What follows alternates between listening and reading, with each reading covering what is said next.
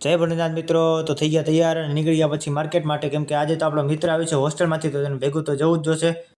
આવી ગયા સલૂન અને તેના વાળ કપાવવા. તો મિત્રને દાંત બહુ આવે છે, બહુ શું આવે છે મિત્રને.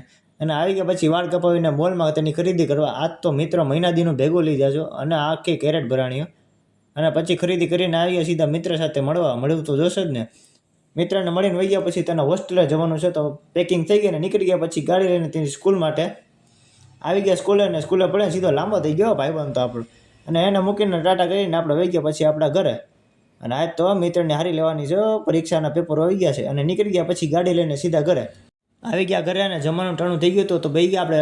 ટમેટાનું શાક હતું અને ભાખરી હતી, ખાઈને પછી બહાર નીકળ્યા. તો વાસળી આવી તો વાસળીને ઘડીક રમાડ્યું અને પછી મિત્ર સાથે નીકળી ગયા દુકાન માટે. કાંઈ લેવાનું નહોતું, ખાલી અણી કાઢવા ગયા હતા. અને પછી પાછા આવતા વરસાદ આવી ગયો. તો વિડીયો ગમે તો લાઈક કરી દેજો મિત્રો.